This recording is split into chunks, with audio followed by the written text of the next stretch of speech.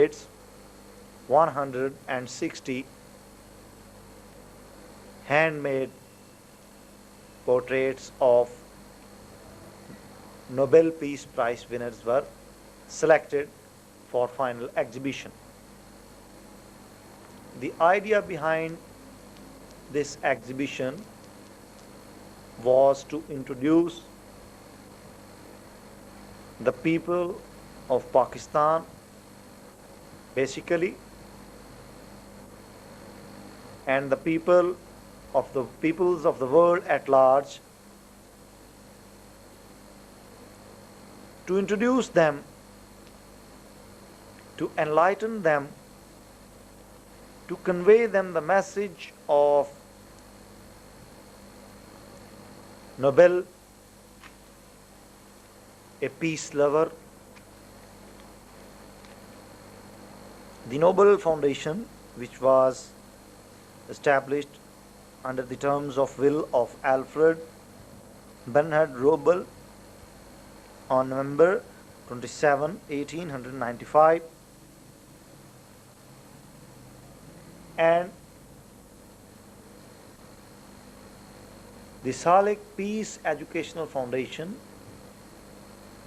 was founded to carry on the mission of World Peace Nobel Prize winners to the coming generations. J.Salik has been successful in carrying out the message throughout the Pakistan. This Nobel Peace Prize winners exhibition was inaugurated in Lahore, the provincial metropolitan of Pakistan, and after that this exhibition was exhibited in Islamabad, the federal metropolitan of Pakistan, then in Karachi, another provincial metropolitan of Pakistan, then to Quetta, and finally to Peshawar, the provincial metropolitans of Pakistan. J.Salik intends to take this message throughout the world. He wants to convey the message, not his own message, but the message of World Peace Nobel Prize winners' message, the message of Mother Teresa, the message of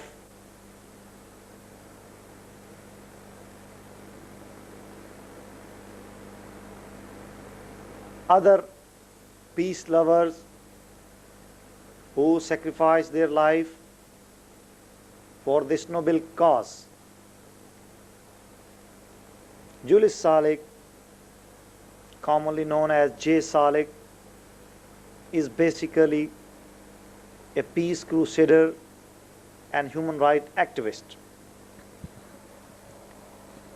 He has given new dimensions to the traditional politics in Pakistan and revolutionized the basic theme of it. First of all, at the inception of his social life, he raised a stern voice against the injustices committed against his Christian community, the largest minority in Pakistan. But later on, with the passage of time, with a long companionship with his people, with a long commitment, He has become a human rights activist and a peace crusader. J.Salik, 45, has become a peace crusader and human rights activist during the past 1.5 decades. His vision has crossed all the boundaries of religions, caste, color, and any other dividing thought and practice. First of all, he raised a stern voice against the injustices committed against his community during the time of Bhutto. Basically, it was during the Bhutto regime, 1971 to 1977, when he started taking interest in his community problems. When Mr. Bhutto started nationalizing all small and large scale industries, there was nobody to explain him about not nationalizing the educational institutions. Largely, these institutions belong to Christians and Aga Khani sects. But later on, during the time of General Zia-ul Haq, the institutions belonging to Aga Khan were returned to them, but because they were in a position to pressurize the Zia regime, the Christian institutions and prestigious colleges like Gordon College Rawalpindi, Murray College Sialkot, and Foreman Christian College Lahore were nationalized, and their belongings worth millions of dollars confiscated. During that time, he was really upset by the prevailing conditions of his community. The Christian leadership at that time was weak and ill-perceived, while their followers downtrodden. They could not produce effective reaction against the nationalization of their institutions. Only an effective leadership could help them. It was possible to put them in an effective lot. They could become a strong socio-political group. Under the prevalent socio-political scenario, the Christian community was without a leader. He thought of serving his nation. In that field, it was necessary to educate the Christians and ensure them of their rights. All those thoughts culminated in his mind, and finally, he entered in the field of politics, the popular politics. His goals were visible and methodology clear. Popular politics through possessive Protestantism. And after that, he plunged into the deep and stormy ocean of politics and carried on his mission. The initial mission was to save his community from the atrocities of the prevailing political and social order in Pakistan.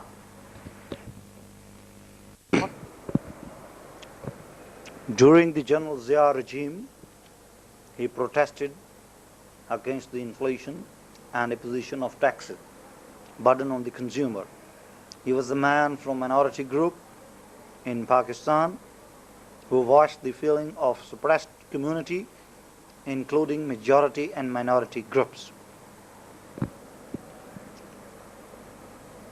He was the man from minorities in Pakistan who voiced the feeling of suppressed community, including minorities and majority groups as well. He opted a fantastic way of protesting, celebrating a lamp day. It showed that there has been darkness everywhere in the country, and hence a lamp symbolizing a ray of hope and change. He changed himself and called on a press conference against the hypocritic attitude of the people. Basically, he was against the tyranny rule. He was angry over the double standards of the people, and by chaining himself, he symbolized that the society was slaved by the poor and backward thinking. It was hindering the progress and prosperity of his nation. He thought, and he was true in his feeling and thinking, that the main obstacle in the economic, political, and social development of Pakistan, the main hurdle was illiteracy of the people and tyranny of the system. While observing the lamp day, he also protested against the economic, social, and cultural injustices prevalent in the country. He appealed to the people, poets, writers, journalists, as a social worker, to put their efforts in solving the people's problem. He was successful in doing that. His mission was not yet over. It carried on. It is going on still. He started that mission in 1978 when he entered into the politics to solve his people's problem. But later on, gradually, with the experience, with the attachment of his ideals, people, and commitments, he learned a lot, and he carried on his mission in an other way. He thought, or rather he perceived, that the basic problem of the peoples living in Pakistan, either they are in minority or majority, their problem is ignorance, illiteracy, belief in fundamentalism, so-called religious attitude, and then fighting on the basis of their ideals. Those were the real problems faced by downtrodden people, not only in Pakistan, but throughout the world, either in the underdeveloped countries or in the developing countries. So gradually he shifted his thrust from his own people, that is Christian community, to the minorities around the globe. He learned, he experienced the problems of downtrodden peoples. He gained that experience through exercising his authority as a Christian leader. But later on, he elevated his position from Christian leader, a community leader, to a national leader of downtrodden peoples. His journey is still continuing. Later on, with the passage of time, during 1979, he raised a slogan of peace through sectarian harmony.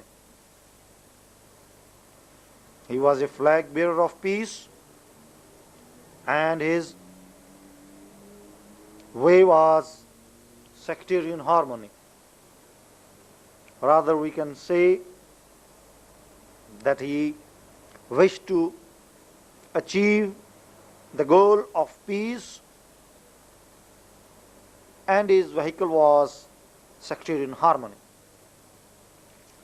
Then, after that, he continued, and up till now, he has organized 135 Mind it, 135 national, regional, and international conferences under the auspices of his slogan, Peace through Sectarian Harmony. He was the first minority leader who also spoke for other minorities living anywhere around the globe in any country. In order to create sectarian harmony,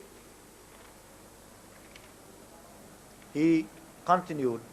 He went a step further.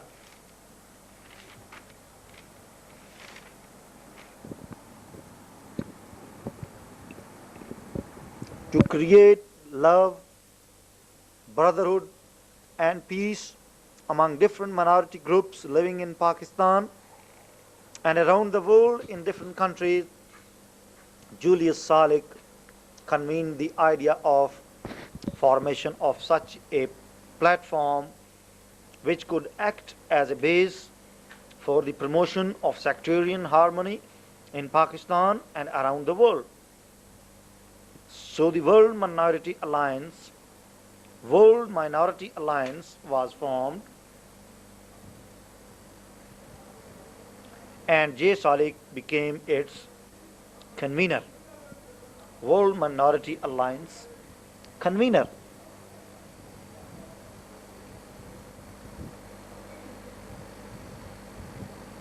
It was 1979. He was devoted his whole life for the promotion of World Minority Alliance ideas. Basic idea behind the World Minority Alliance Foundation is to establish sectarian harmony and world peace. It is a novel idea ignited by J.Salik. Since then, he has come out as a peace activist, struggling for the achievement of a 5-point program. By his uncompromisable conviction and tireless thrill, he has converted an idea into reality. And the present exhibition of World Nobel Prize Peace Nobel Prize winners is an act of that reality.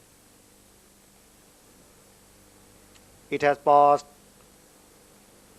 1500 that World Minority Alliance has been struggling under the leadership of J.Salik.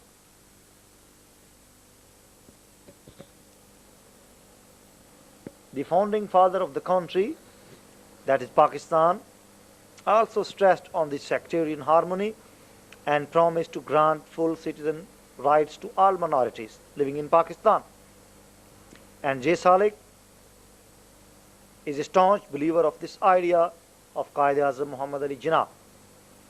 Unfortunately, after the foundation of Pakistan in 1947, the fundamentalist religious groups promoted the ill feelings, and hence a sense of hatred was apparent among different peoples based on religions. Such hatred took apparent shape during the PNA movement against the Bhutto rule in Pakistan. PNA was an alliance of rightist parties against the Bhutto's secular rule. Pakistan National Alliance was dominated by religious groups in Pakistan.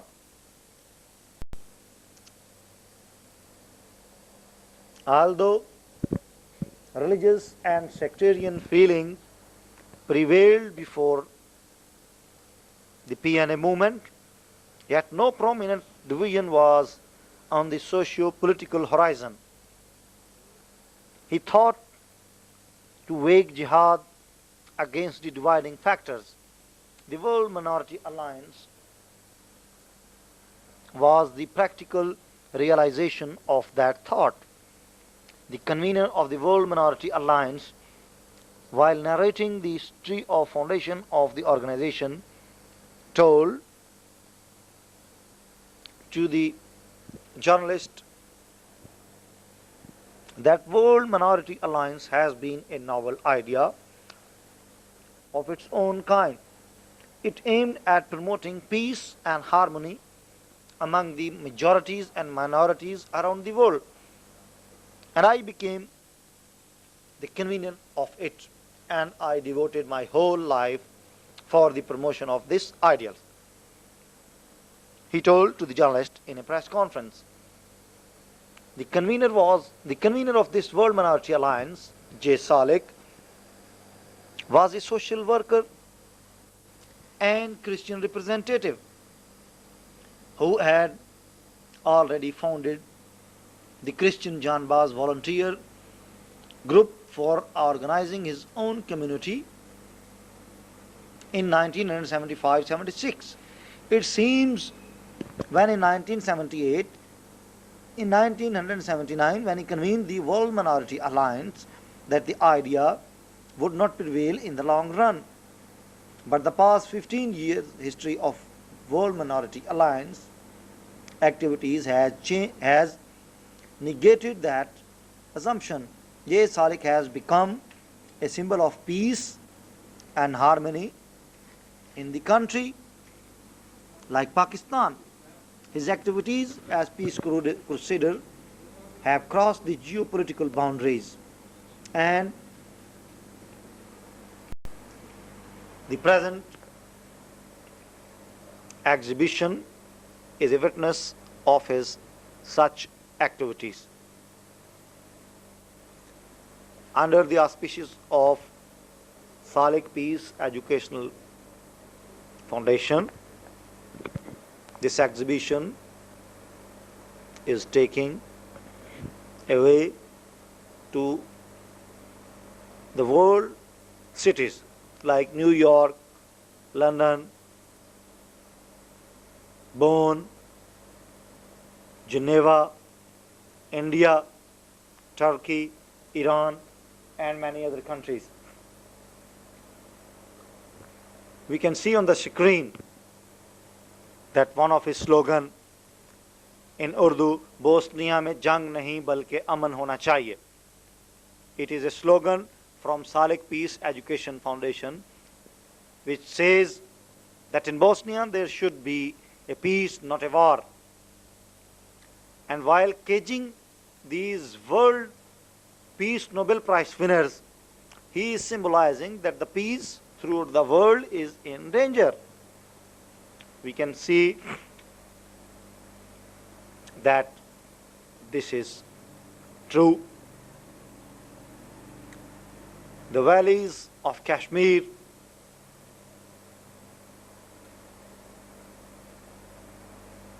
are curious to have peace.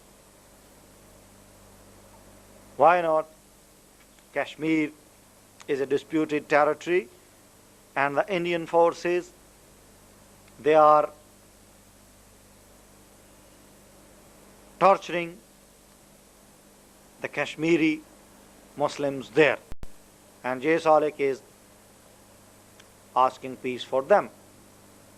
And the same slogan we can see written on the screen in the exhibition, that if you want peace in the subcontinent, then the war in the Kashmir should be stopped immediately. We can see the King Martin Luther Jr. and is saying, my life and blood is for oppressed Bosnian Muslim, and J.Salik is taking up this slogan to the world. This Bosnian massacre can lead the world into another bloodshed, and we can see the dove of peace is in danger, which is evident in the portrait.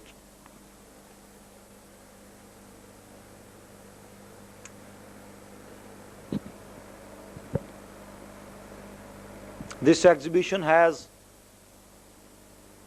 attracted a lot of people in Pakistan. When Salik, the convener of World Minority Alliance, says that my blood, my flesh, my bones, my life and my death is for oppressed people, he electrifies the people by raising that slogan, and people know what does he say. He means it, because his 15 years political life is an evidence of it. After convening the World Minority Alliance, J.Salik has come out with all his efforts for global peace. We can see Mother Teresa, an ideal of J.Salik. He derives his strength from the living legend of world peace, Mother Teresa. That woman, her activities, her style, her stature is really marvelous for J.Salik. His words, that is his speeches in the parliament or on the streets and roads, and his deeds, including protests, are an evidence of his political ideals, his political slogans. We can see Dr. Henry Kissinger on the screen. His portrait was portrayed by one of the young person from northwest frontiers of Pakistan, Ghulam Hussain. Although NWFP is a backward area in Pakistan, yet it carries a huge potential for art activities. Mr. Ghulam Hussain from NWFP has portrayed one of the Nobel Peace Prize winner, Mikhail Gorbachev, who won the Peace Nobel Prize during 1990. It was in commemoration or in recognition of his peace-loving activities, and Mr. Ghulam Hussain from the northwest frontiers of Pakistan has portrayed, and judges recommended this portrait for final exhibition.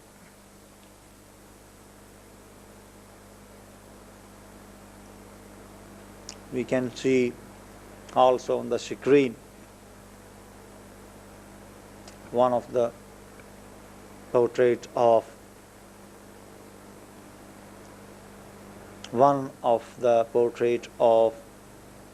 Peace Nobel Prize winner of 1957, Mr. Lester Pelson. Now we can see another Nobel Peace Prize winner portrait, Linus Pauling of 1962. He won the Alfred Nobel Prize, and this exhibition was conducted by Salik Peace Educational Foundation, and one of the young girl, Naila Yasin, portrayed that, and the judges qualified that portrait for final exhibition.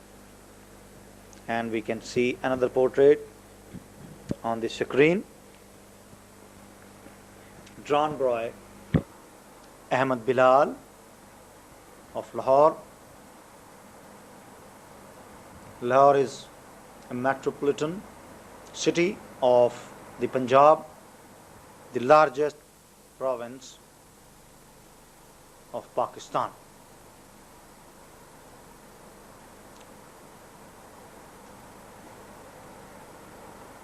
This is the Nobel Peace Prize winner of 1902.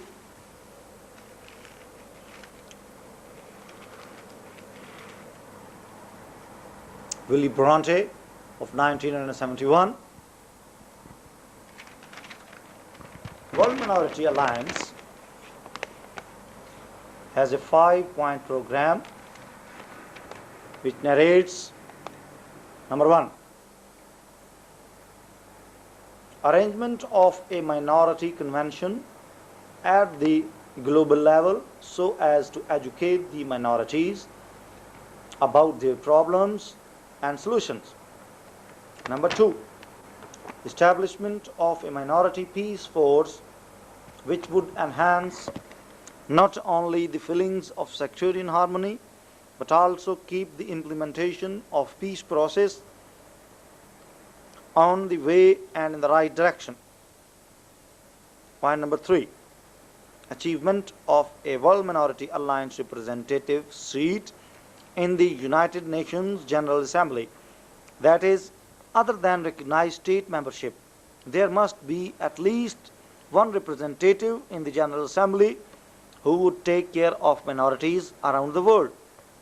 Number 4, establishment of a universal bank for the progress and prosperity of the minorities around the globe, so that some small industries could be established for minorities. For that purpose, J.Salik, the convener, has requested to form a minority fund and offered his services to raise funds for that purpose. Number 5, publication of a first-class magazine under the title of International Minority Time, which would help the promotion of better understanding among the minorities living anywhere in the world. That is the 5-point program of World Minority Alliance. And since the foundation of that alliance in 1979, J.Salik, as a convener of this alliance, has been struggling, restless for the achievement of this objective. We can see on the screen the portrait of Mr. Mikhail Gorbachev, one of the Nobel Peace Prize winners of 1990. This portrait is drawn by a young artist, Ilyas Ashir, from Faisalabad. Faisalabad is a smaller city in Pakistan, and it is called the Manchester of Pakistan because the cotton industry, the looms, the factories, the mills, they are in dozens. So we call it as Manchester of Pakistan. We can see another Nobel Peace Prize winner, Robert Leskik, the winner of 1937 Nobel Peace Prize. His portrait is drawn by one of our amateur artists from Faisalabad. This exhibition has drawn the attention of a large number of people and they have really appreciated the idea and spirit behind it, launched by J.Salik, the founder of Salik Peace Educational Foundation and convener of World Minority Alliance. J.Salik's style is very unique in the third world countries. Jesus cum Gandhi style protest politics for peace has elevated J.Salik from the status of a minority representative to the stature of a national leader. Now, this is beyond doubt that he is the nationally known figure. His words are listened carefully, not by his people, but also by the parliamentarians, the planners, and the concerning people.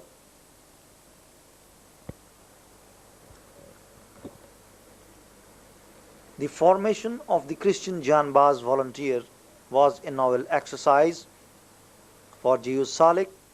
It paved his way to the socio-political scenario of the country. He started realizing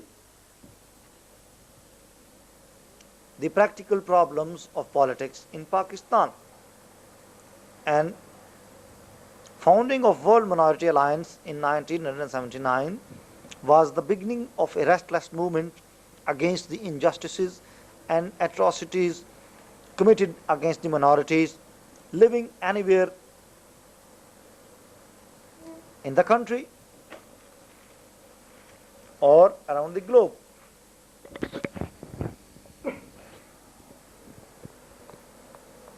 It was during the same year that a very critical news item appeared in the national press, which states the Hindus in India were forcing the Muslim girls to marry them.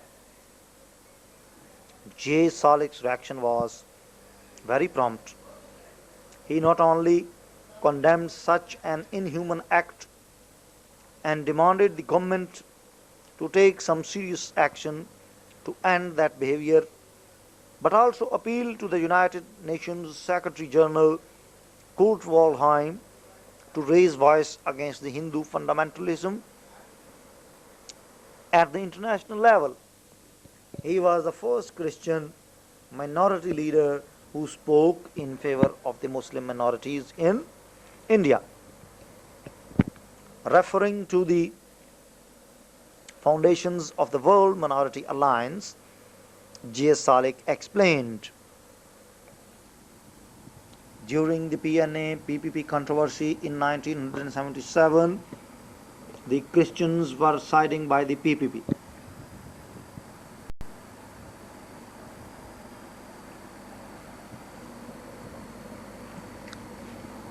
It was not due to some ill intentions, but Mr. Bhutto's promises that his government would give maximum rights to the Christians if re-elected in the national elections scheduled on March 1977.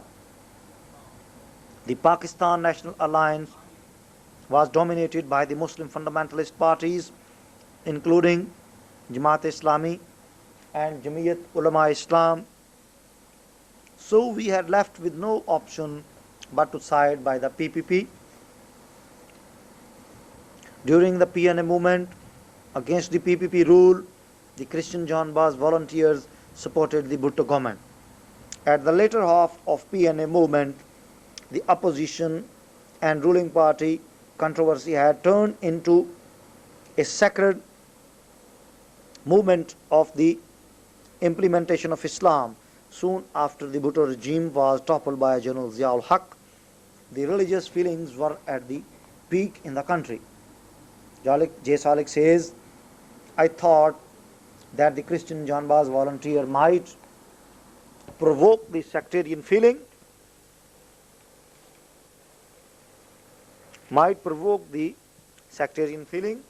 as well. So it was disbanded and the World Minority Alliance established. It was aimed at creating friendly relationships among its different sects.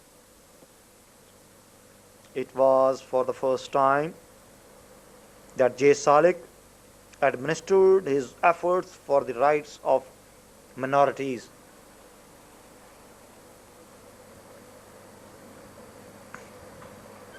We can say that he is the pioneer of minorities' rights movement in Pakistan.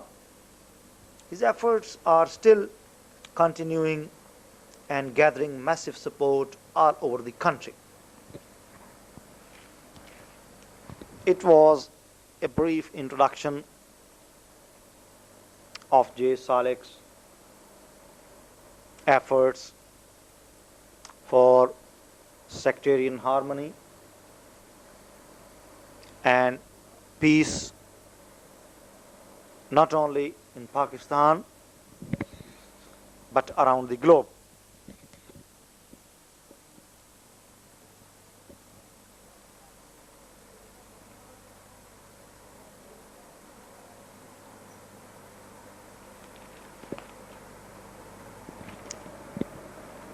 If we have a look on his 15 years efforts as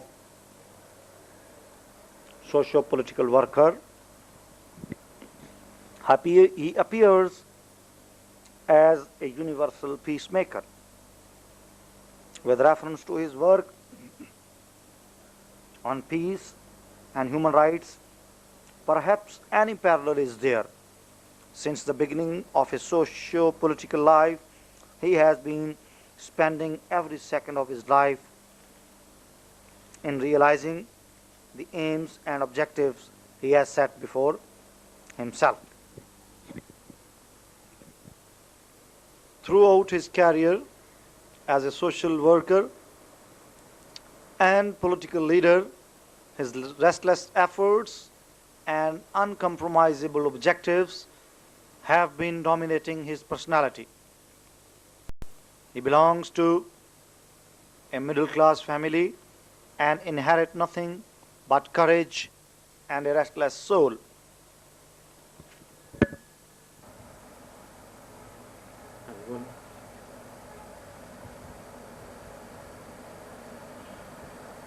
The World Minority Alliance arranged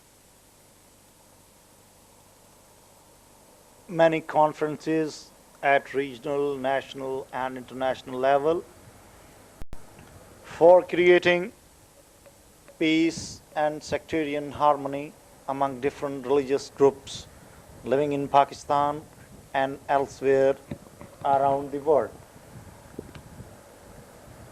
Message to the Iranian leaders, the UN Secretary General, the United States President, and many other personalities of international stature for peace and harmony are also at the credit of Mr. J.Salik. His aims are clear and methodology visible. Passive protestism for peace and sectarian harmony is his motto of activities. Basically, he has driven that idea of passive protestism from the Gandhi's great struggle for downtrodden peoples of India against the tyrannies of British imperial power. Gandhi was basically a great leader. He started his life as a barrister, returned from UK. Later on, when he felt the miseries of his nation, which were suppressed by British imperialism, then he turned from barrister to a popular leader. And to impress the imperial rulers, he adopted a unique technique. He derived that idea from the prophets, especially from Jesus Christ, that instead of harming, injuring, and pressing others, one should do all things on himself, and by that way one can impress the hurt feeling of another person, either a ruler or a common person. Gandhi became popular due to this passive protestism, by hunger strikes till death, by wearing a very small piece of cotton on his whole body, by wearing very cheap clothes, by leading a very normal life, even below average life. By leading that lifestyle, he impressed his nation, and whole of his nation was gathered behind him. Similarly, and ultimately, those people, those downtrodden peoples, overthrew the British rule in the subcontinent.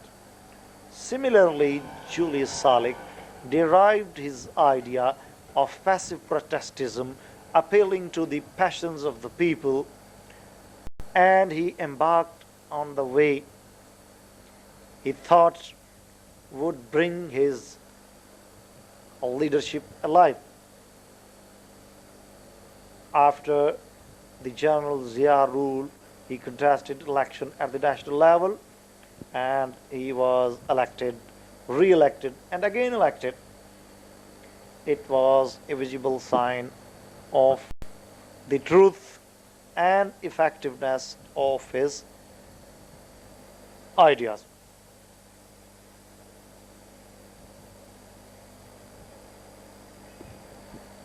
Similarly, after the initial success of his ideas and methodology and style of politics, he thought that he should do something more and more for his nation.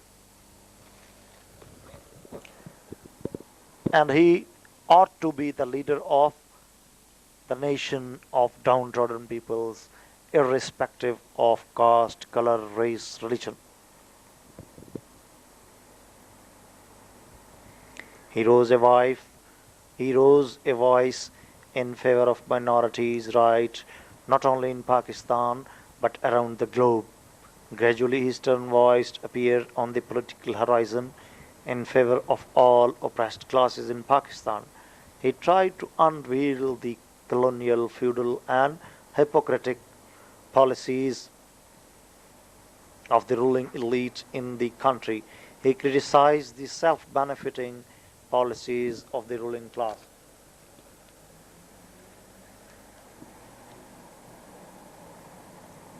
He has never been a beneficiary of the ruling system. He still resides in a rented house situated at Lahore and leading a common man's life in Pakistan.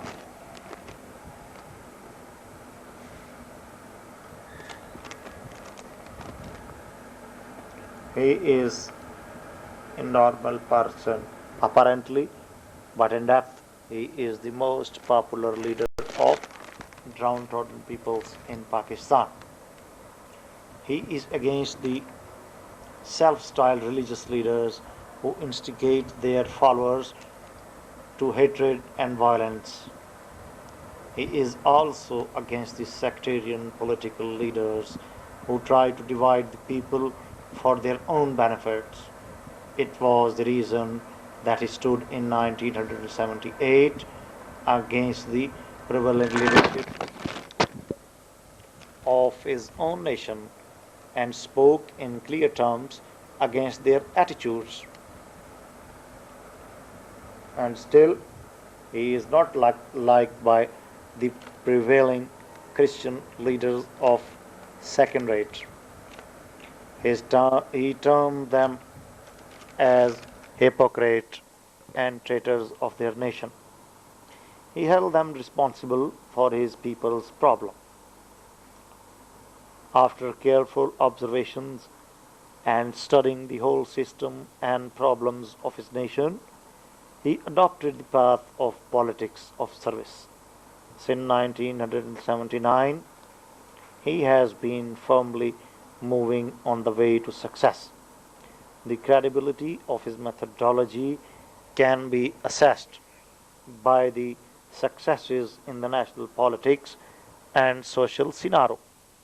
He was the only Christian MNA who stood against the decision made by the parliament in Pakistan of including the religious column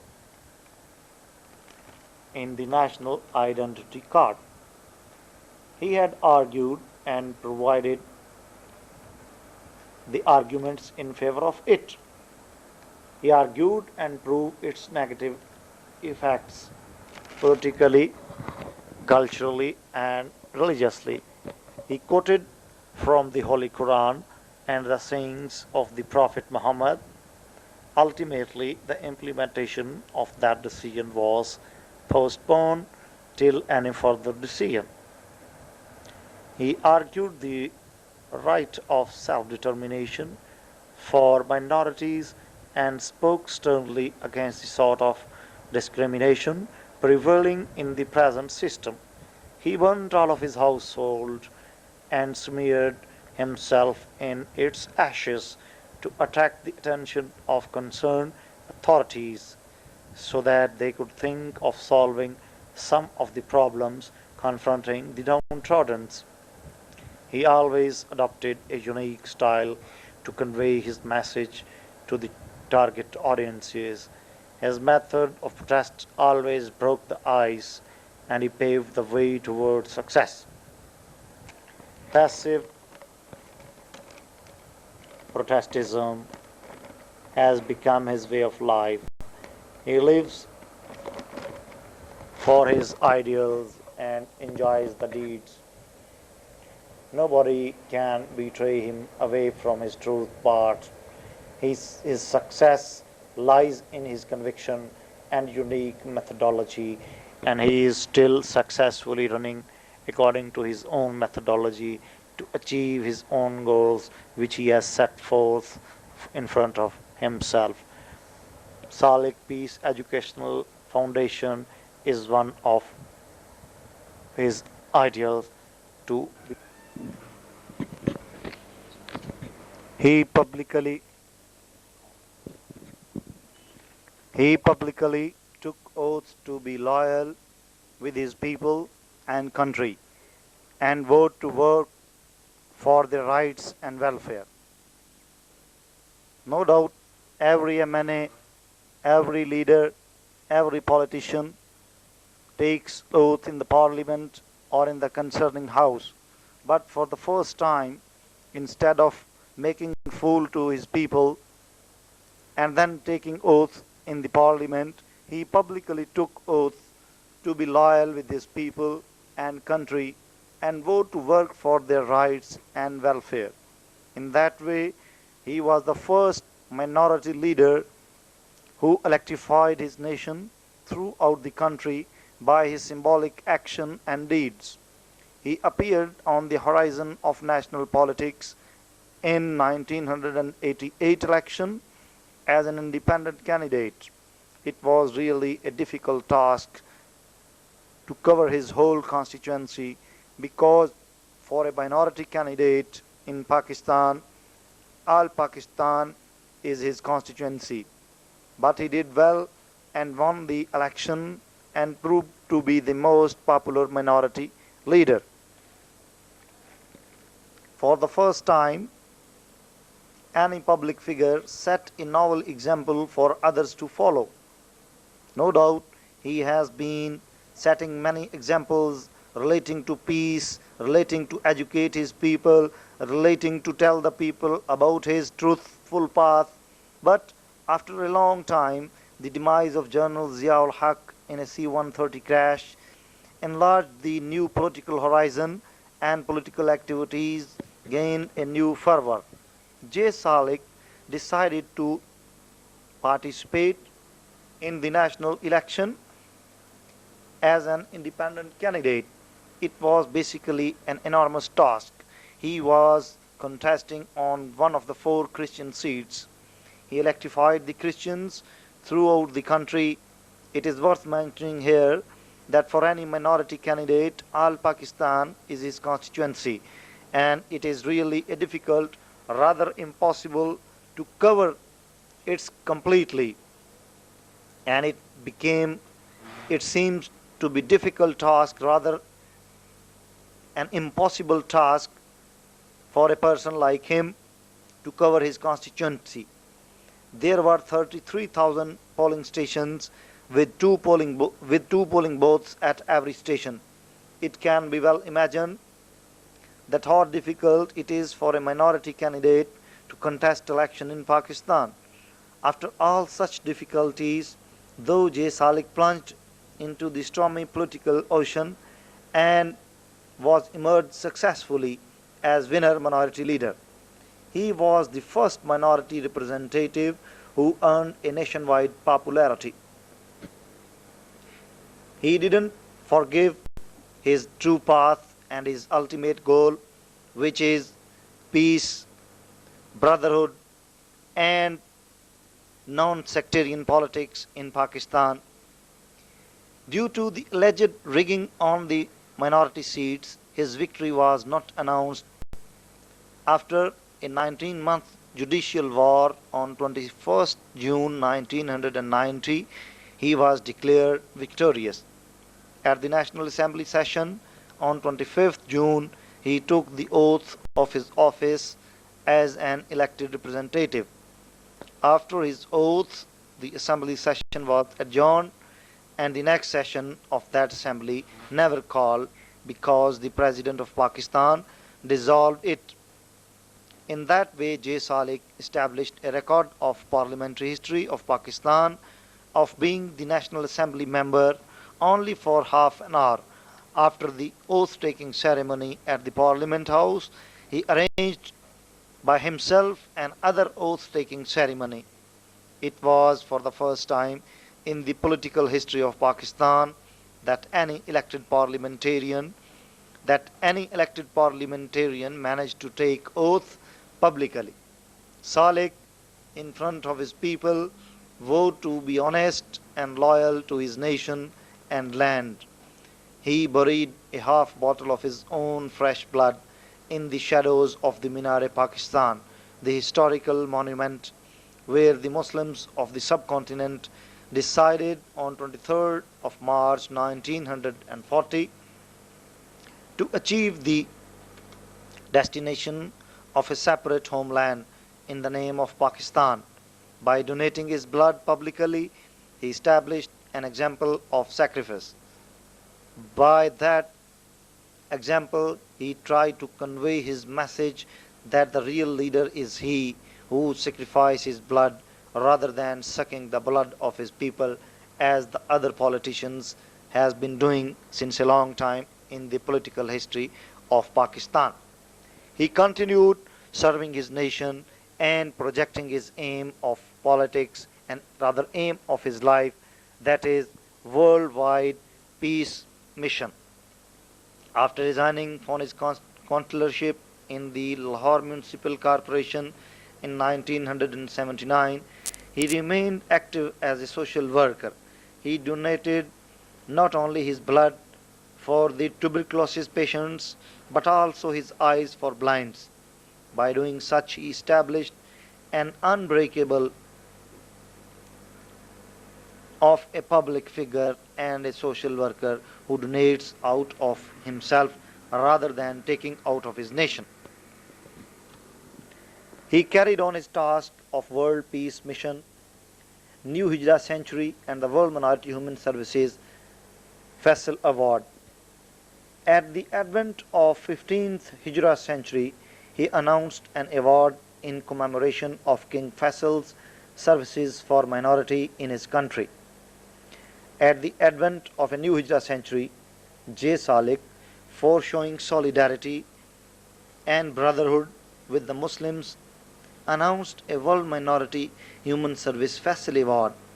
With reference to new Hijra century ceremonies, he announced a 3-day picture exhibition and artist competition in memory of the deceased King Faisal's Islamic services. The Imam of world-known Badshahi Mosque, Maulana Fazle Haq, Maulana Ali Ghazanfar Rokhdi, and CM Latif also attended the opening session of the ceremonies. As long as the picture exhibition and artist competition is concerned, the present exhibition is a live evidence of that. This was arranged under the auspices of J.Salik Peace Educational Conference, in which at least 300 artists throughout the country participated, and they painted the portraits of the World Peace Nobel Prize winners. A jury of nationwide known artists selected 100 portraits for exhibition, and the present exhibition is an evidence of the success of Salik's peace efforts.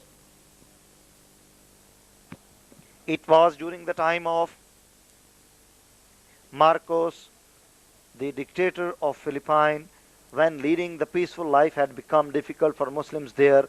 The Marcos regime was massacring them. J.Salik, the convener of World Minority Alliance, once declared during that regime, he was the first person who rose a stern voice in favor of the Muslim minority in the Philippines. He also wrote a letter in his fresh blood to the UN Secretary General, the then UN Secretary General Dr. Kurt Waldheim, to use his official powers to stop the atrocities. He also demanded the formation of World Peace Force to protect minorities around the world. He also offered his services for the arrangements of a World Minority Convention in Pakistan. His efforts continued and are still continuing for the introduction and enlightenment of the peace efforts done by the people throughout the world, and this peace exhibition under the auspices of J.Salik Peace Educational Foundation is a live evidence of his efforts.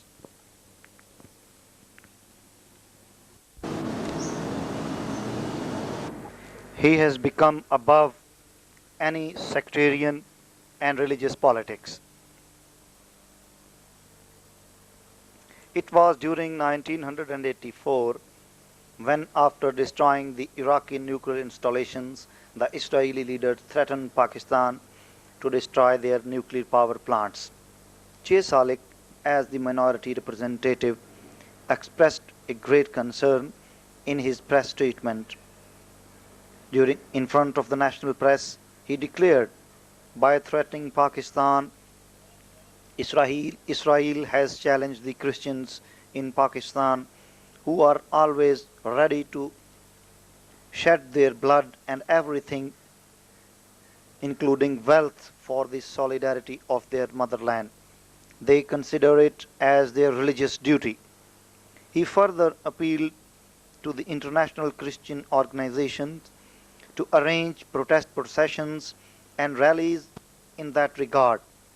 He demanded the government of Pakistan to register her protest against Israel at the official level. With reference to the Palestinian issues, J.Salik also showed the great concern and demanded the concerned authorities to declare Baitul Muqaddas as the city of Jerusalem, as an open city, that is, free for all, including the Muslims, the Christians, the Jews, under the auspices of the United Nations. Instead of being controlled by the fellow of one religious group, either Muslim, Christians, or Jews, it must be administered by the followers of one religious group. It must be administered by the United Nations authorities. That the only way to end Arab-Israel conflict. He told this in a press conference. J.Salik's efforts continued in this regard.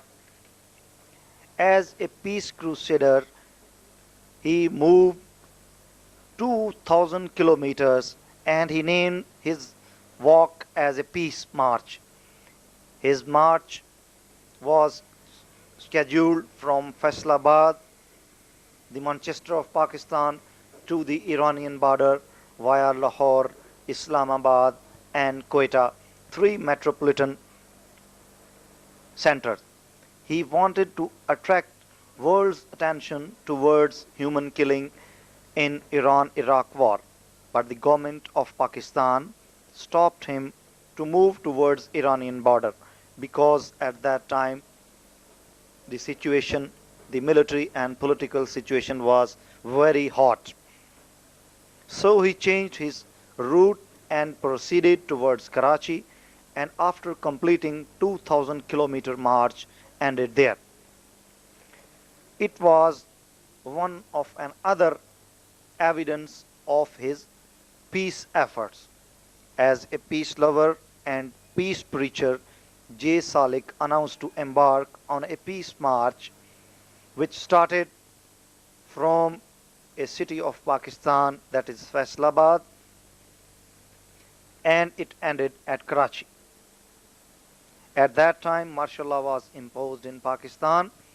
The martial law authorities forced him not to pave his way to the Iranian border, so that after completing a journey of 2,000 kilometers, he concluded his march and presented a pair of doves to the Iranian Consulate General, and on December 25th, 1985, he started living in a tent as a protest against the human rights violations in the Iran-Iraq war. He remained residing in the tent till the war was over. It was again a good example he set forth for his nation and the other political leaders to follow. It was not an easy job to leave one's livelihoods, including home and all comforts in it, for the sufferings of others. But he did that because it coincided with his peace mission, rather his mission of life. But the noble and sacred cause was in front of him, so he did all that he could do. And in practical terms, he became a symbol of peace mission in Pakistan and around the globe. He wished to reach the Iranian border and hand over a pair of doves, the sign of peace, to the Iranian authorities, so that his message of peace could be conveyed properly. At that time, the situation was very tense, so the authorities in Pakistan did not let him approach the concerned people, and hence he was forced to conclude his long peace march at Karachi. He handed over a pair of doves to the Iranian diplomat at Lahore with his message of heartily grief and sorrow over the mass-scale killing during the war. He also wished peace for the involved nations. He was conveying his message with his 25 fellow men as well. It was really a unique example of personal efforts without having any political, intellectual or social base, formal base behind him. He continued his peace efforts. At that time, he was accompanying with his 25 fellow men as well. This march was concluded after the completion of 2,000 kilometers. He spoke well about the rights of his own community and also about the rights of all communities which were in minority throughout the Pakistan. He spoke loudly about the role of minorities in the creation of Pakistan. He narrated the promises made by the founder of Pakistan with them. On the basis of those promises, he demanded the government that a certain time must be given to the minorities at the electronic media for their prayers.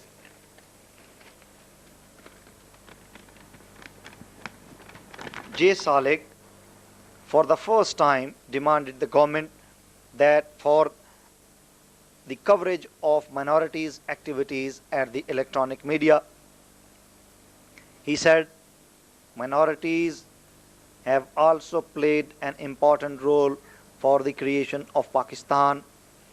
The father of nation, Hazrat Qaid-e-Azam Muhammad Ali Jinnah, promised the minorities their full rights in his inaugural speech at the Constituent Assembly.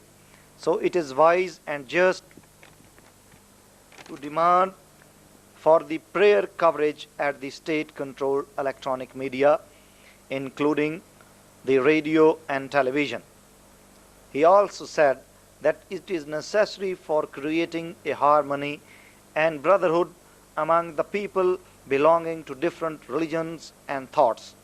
Coverage of religious prayers would attract the people towards peace and love, which is not only very important for our country, but also a must for creating a universal society based on the golden principle of love and peace.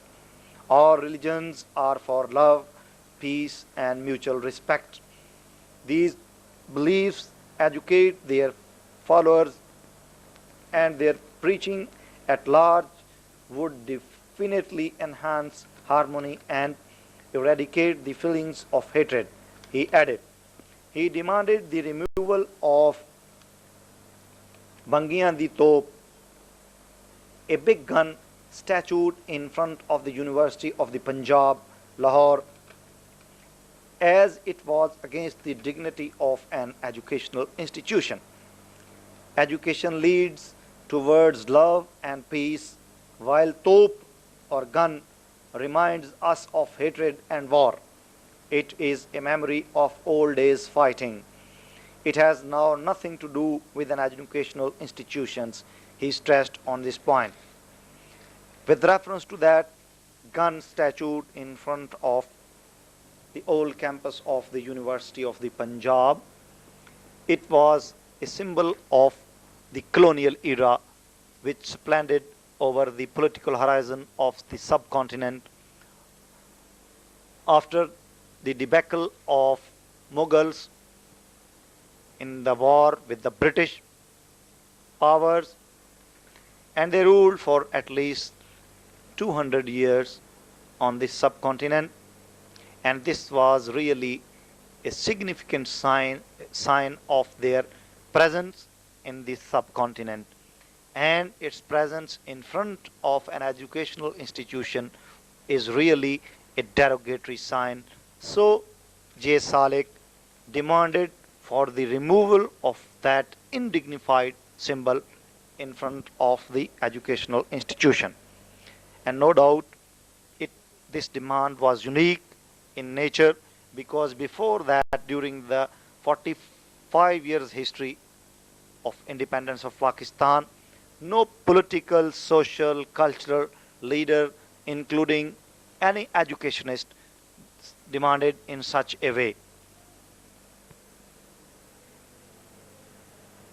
During the Zia regime in 1983, when General Zia government announced the holding of local bodies elections after the expiry of the first term of the local bodies formed in 1979, J.Salik decided to participate in it.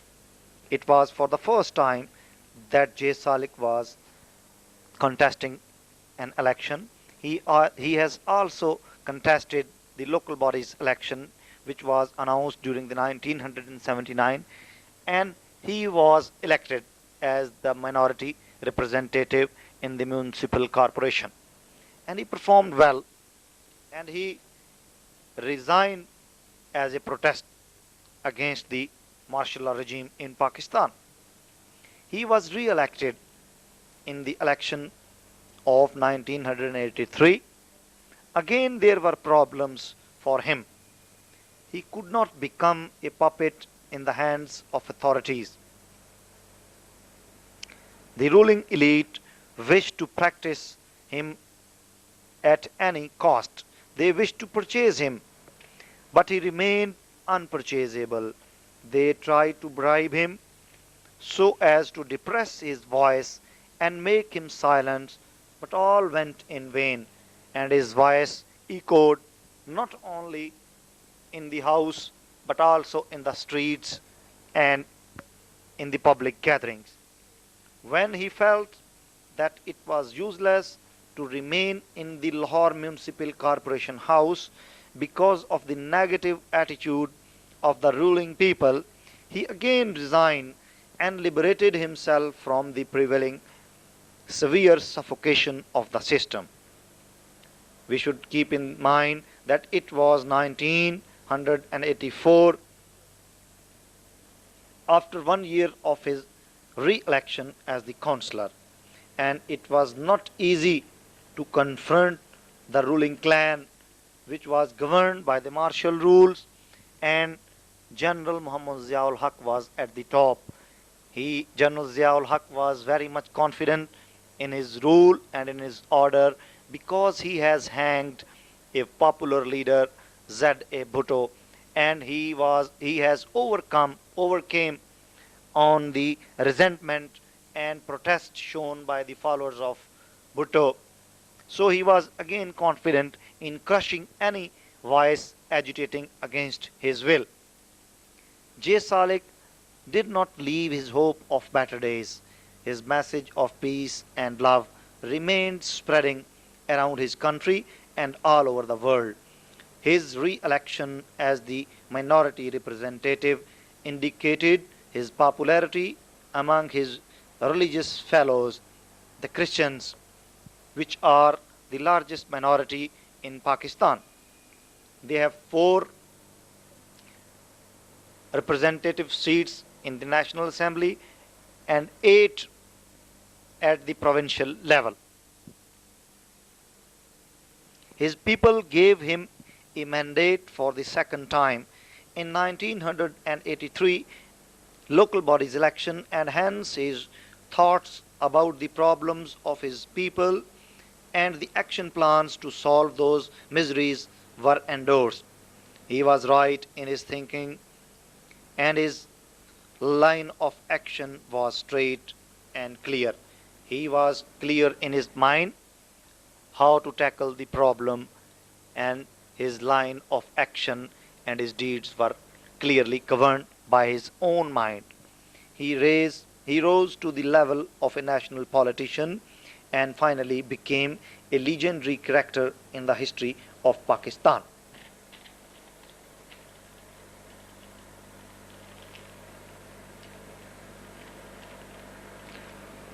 Now, his all-out efforts, including his speeches in the Parliamentary House, his speeches on the roads, his passive protestism, his speeches in front of his people, his speeches in front of the national media, they are all concerned about one point, and that is the world peace, the sectarian harmony, the rights of minorities throughout the world, and to educate his people. His people now doesn't include only the Christians, but also the Muslims, the Hindus, the Sikhs and Parsis, and all minorities and majority living in Pakistan. He addresses them as a unit, and he wanted to educate them on the lines he is thinking on. And the World Peace Mission, the introduction of his mission, the education of the people is based on his thinking of the brotherhood.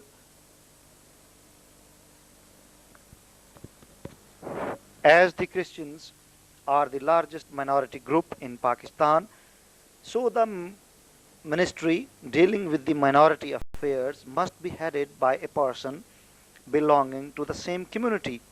He demanded this while addressing at a press conference. According to him, the majority representatives are ignorant about the problems faced by the minorities.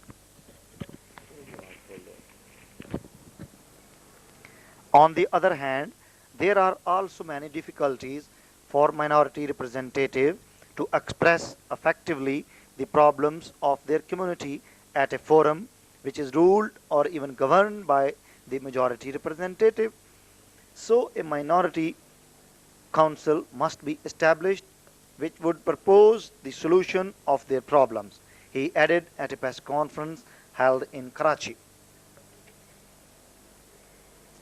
The national press in Pakistan took his idea and wrote a large number of articles to throw a light on this issue. Although even up till now this ministry is headed by a majority representative, but it was due to his demand and due to his high sound voice that now the three Christian ministers were given the ministries, although that ministry was not concerning with their problems, but at least that door has been opened for the minorities to become minister. During 1986, when the construction of a mosque in Italy was allowed, J.Salik sent a written message congratulating Pope John Paul and expressed a hope of mutual trust and brotherhood between the Muslims and Christians around the world. The laying down of foundation stone ceremony was attended by the Italian president along with many diplomats from the Muslim countries. J.Salik sent a written message to the Pope John Paul congratulating him on the occasion. He expressed a hope of mutual trust and brotherhood between the Muslims and Christians around the world. He appreciated the Italian government for allowing the construction of mosques in their country.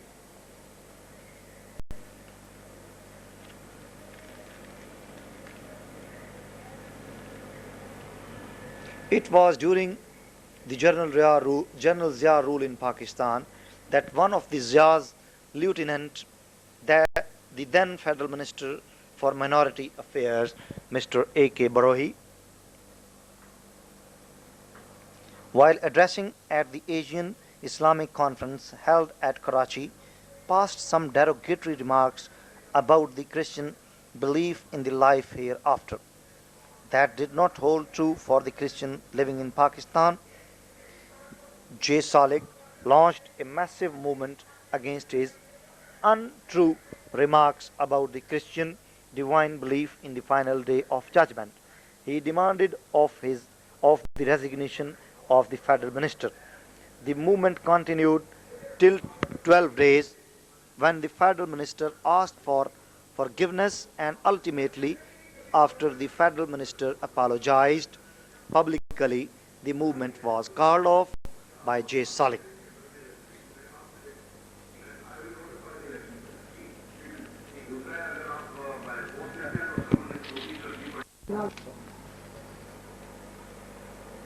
Although he spoke against the derogatory remarks given by General Zia's Minister A.K. Barohi, but his efforts for intra-sectarian harmony continued. Conference of Pastors of all churches was really a unique experience. He worked and is working for the inter-sectarian harmony, but he is also working for intra-sectarian harmony to induce, to educate his own people, the representative of different churches in Pakistan.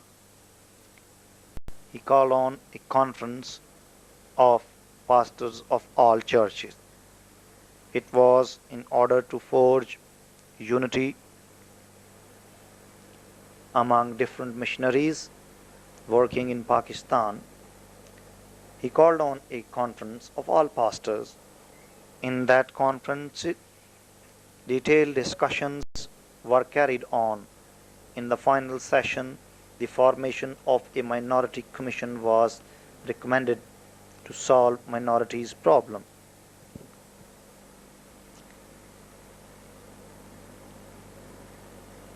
In that conference, all leading missionaries belonging to the Catholics, the Protestants, the Orthodox, the Salvation Army, and others were invited.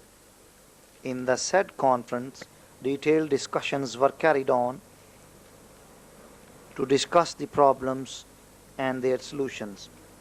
In the long run, and in the final session, along with many other recommendations, the formation of the Minority Commission was strongly recommended to solve minorities' problems.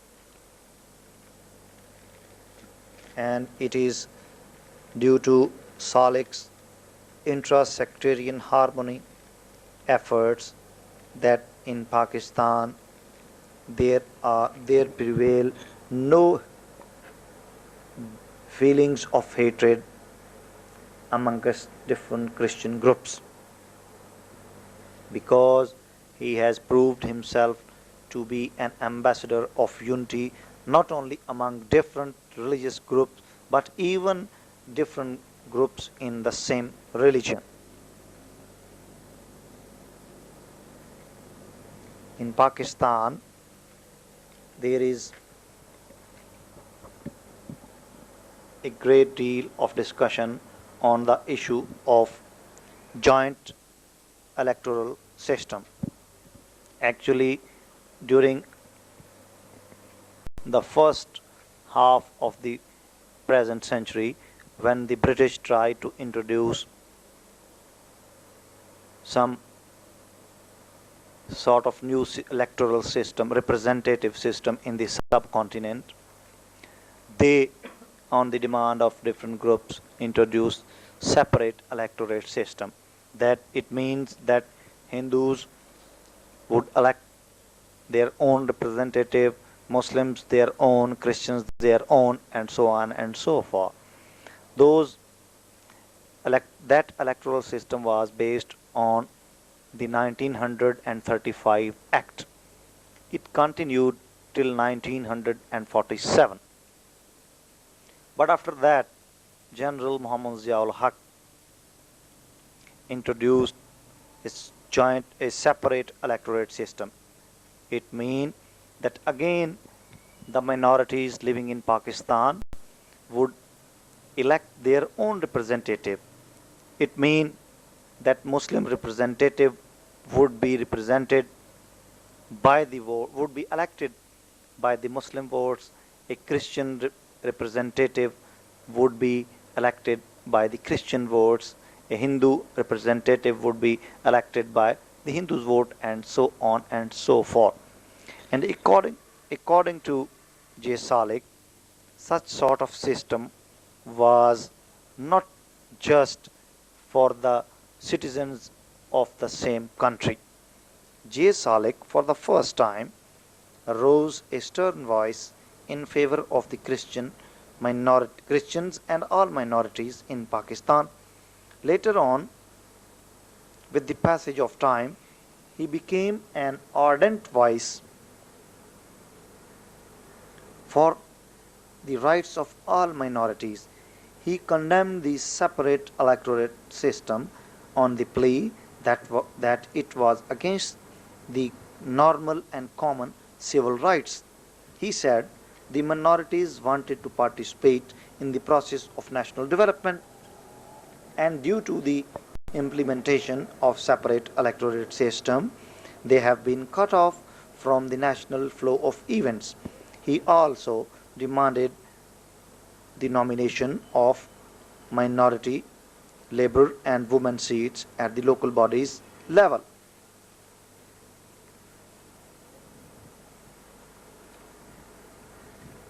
His struggle on this issue is still going on.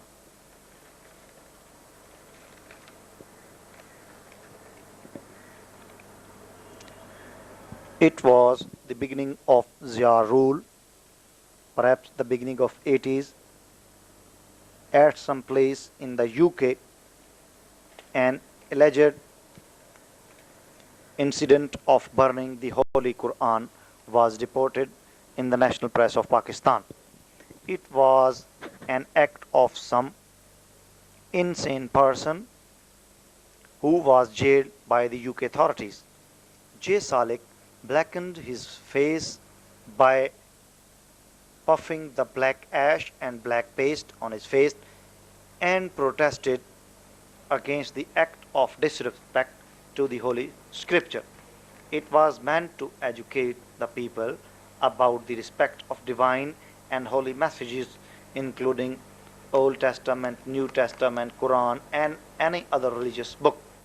Blackening the face means shame and grief.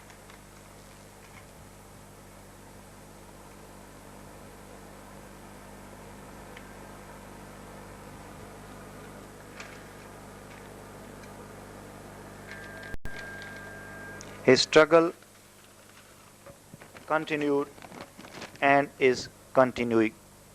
After the imposition of martial law and suspension of the constitutional rights in Pakistan, J.Salik was the first minority leader who rose his voice in favor of the restoration of human rights and the constitution of the country. He also demanded the release of Mr. Zulfikar Ali Bhutto, as he was a public figure and the ex-premier of the country. Although J.Salik did not belong to any political party, but he demanded the release of Mr. Bhutto on the plea that as he was a public figure and an ex-premier of the country, so he must be released. This demand was not very happy for the martial law authorities. He led a procession in that regard. He was captured by the police and sent to the jail, where he learned a lot about the life of a prisoner.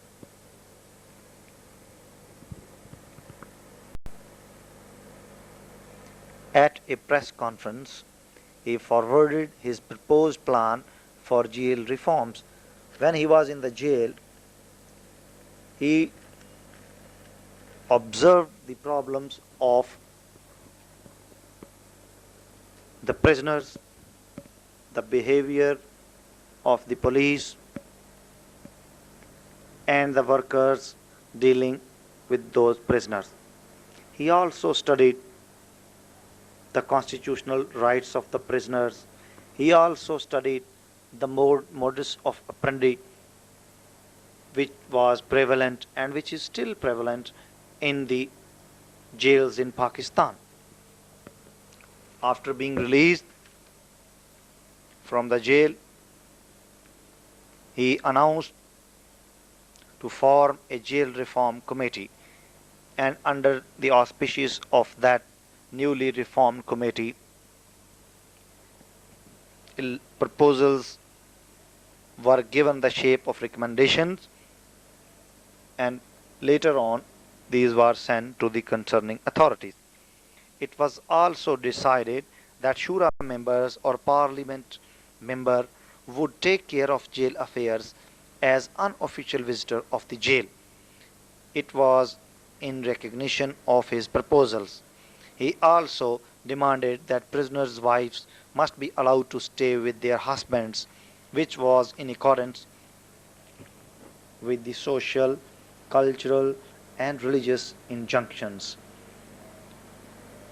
He pursued the abolition of death sentence.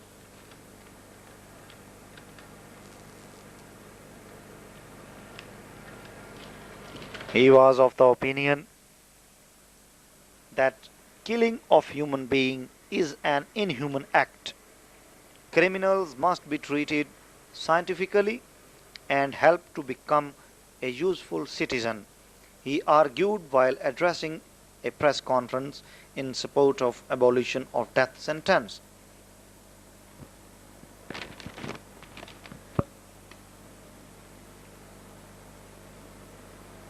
Although this proposal was unheeded, but his peoples have given him an unconquerable strength to pave his way to the success. Although Mr. J.Salik had been working continuously and restlessly for the restoration of human rights and world peace since 1980 under the banner of World Minority Alliance, yet his efforts took a new turn in 1986 when the UNO declared the year 1986 as the World Peace Year. He embarked on the long peace journey by declaring a 3 day portrait exhibition of all Peace Nobel Prize winners. Since 1901 till then, that is 1986, he planned a wholehearted mission to flourish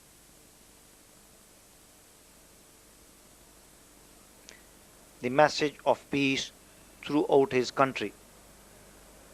By doing that, as he thought, awareness about peace process and those who strive for it would educate his countrymen. In that way, he wished to eradicate hatred and create peace-loving atmosphere. As a first leg to his long peace journey, he announced Peace Nobel Prize winners portrait competition. The public response was marvelous, and about 1800 and about 300 artists welcomed the call of a peace lover. They prepared the portraits of World Peace Nobel Prize winners since 1901.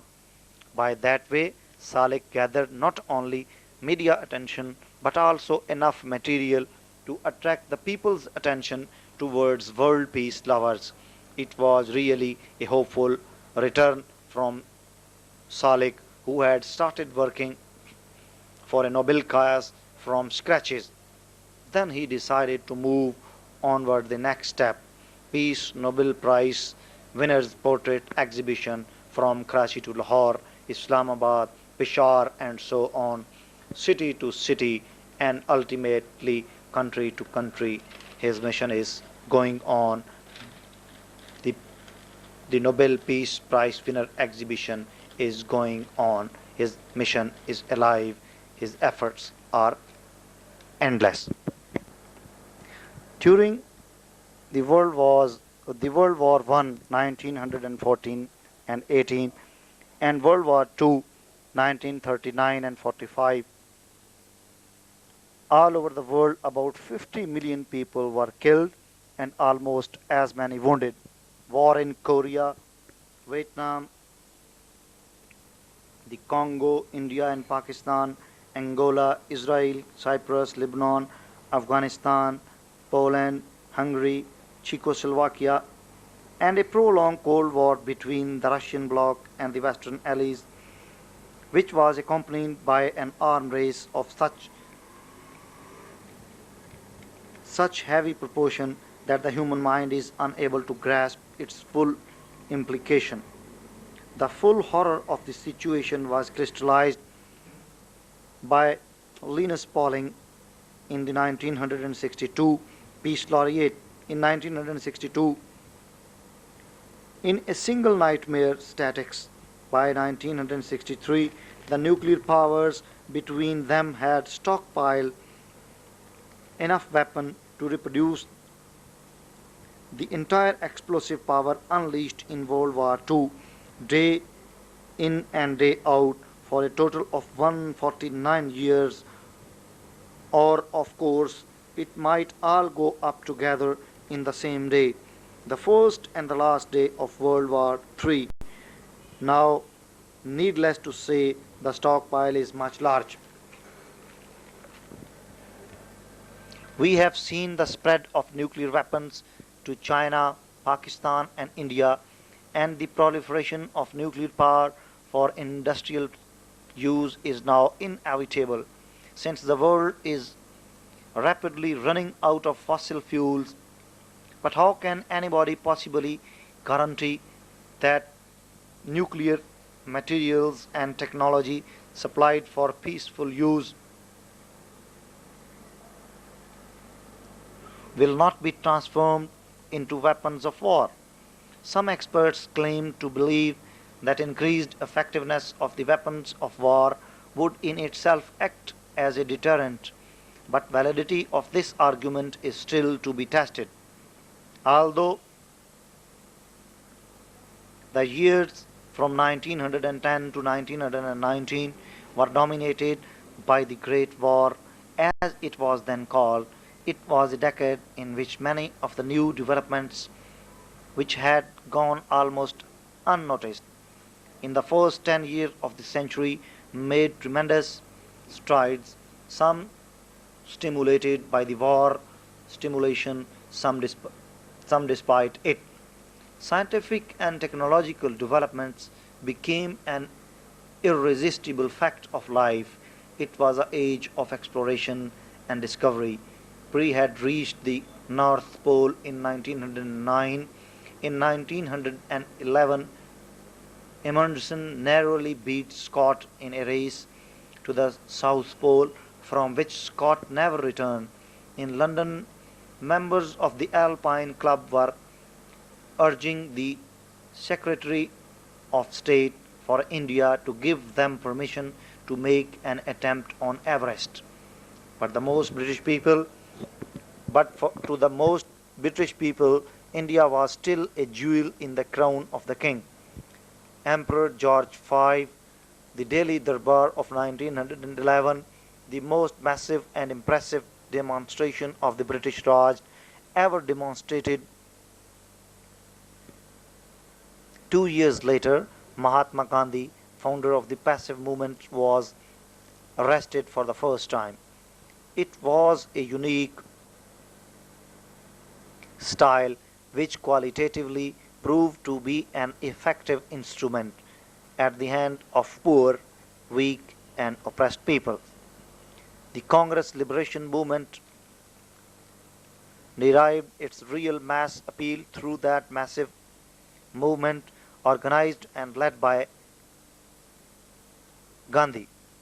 In the Hindu society, divided into different hostile religious and socio-cultural entities, it was really a difficult task to be their top-level leader.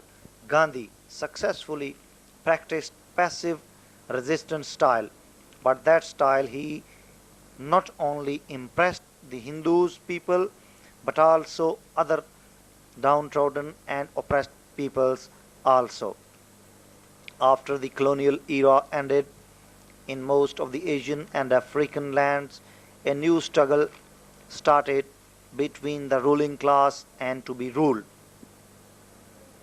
The colonial powers handed over the state power to those people who could act as their surrogates.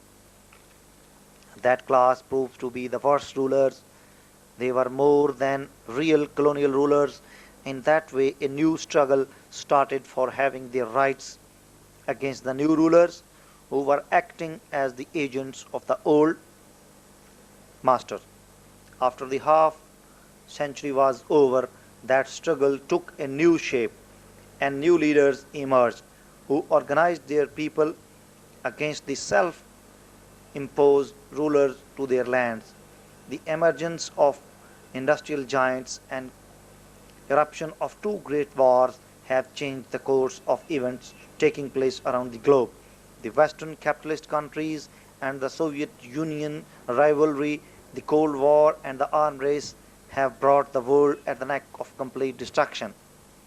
The Cold War and subsequently the division of world into the two hostile blocks gave nothing to the mankind but complete unhappiness and all the time fear of war. After the demise of USSR, third world countries are left in a lurch, having no way for development and of success.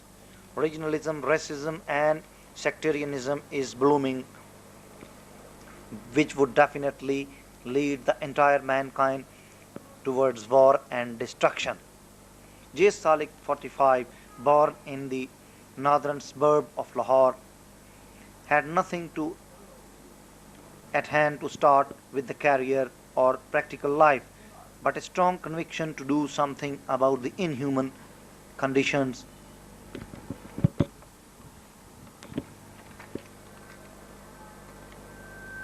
At the local bodies level, he had to pass through terrible situations. So, being helpless and having only the backing of his people, he embarked on the way of passive protestism, a unique style of politics.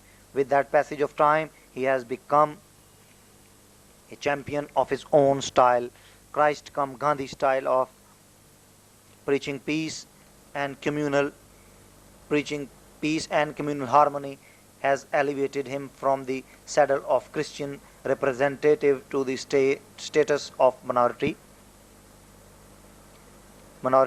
leader. We can say that he is the founder of passive protestism in Pakistan. After Gandhi, he has introduced a new style of protest politics. Since his inception in the political horizon as a local body representative, he has been working on his own aims and objectives. His goals are universal and methodology unique. His life is nothing but an all out effort for peace and communal harmony. His thoughts have crossed the geopolitical boundaries and style has been accepted as standard of peace politics in and around Pakistan.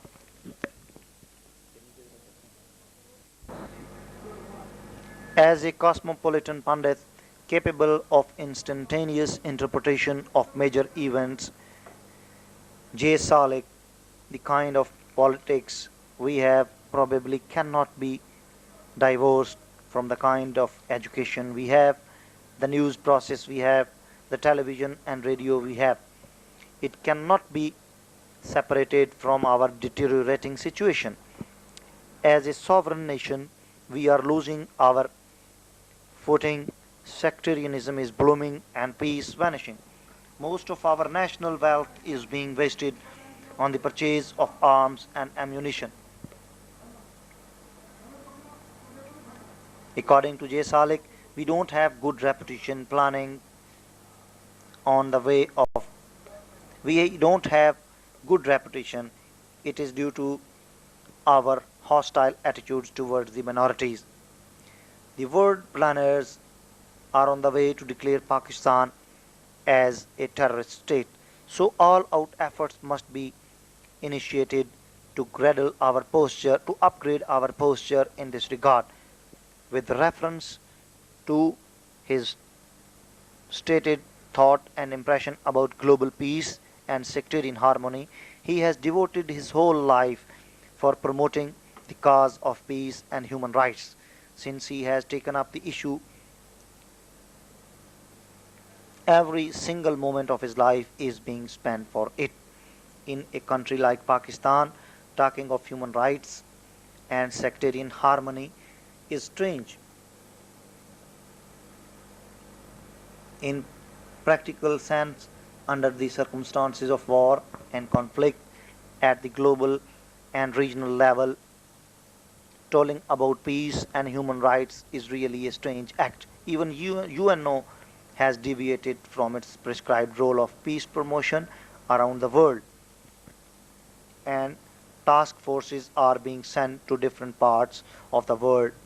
Although peace education and its promotion has been among the prescribed objectives of the UNO, yet it is to be realized in spirit and letter. J.Salik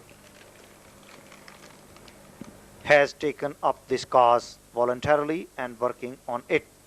Although resources and material means with him are minor, yet determination and will is enough to carry on his mission. A record of his past activities in this regard is witness of his restless efforts and plausible contributions made to promote world peace and sectarian harmony. To realize his dream of global peace, he has established Salik Peace Educational Foundation in order to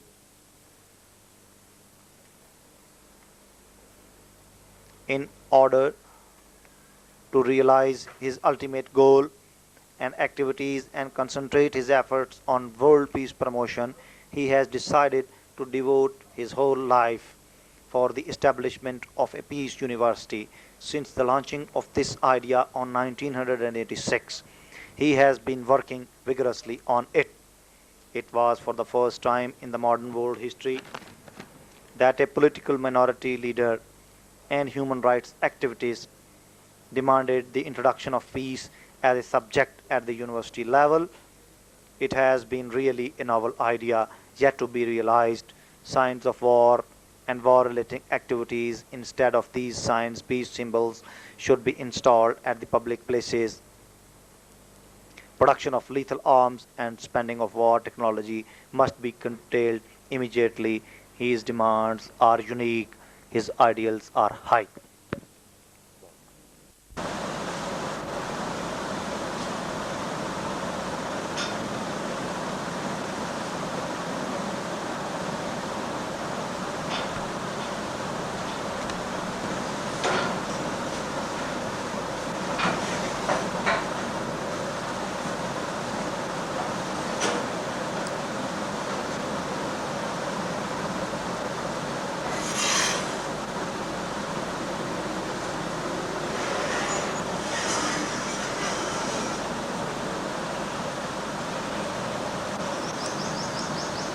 이대로 되요 박하고 아니가 여기가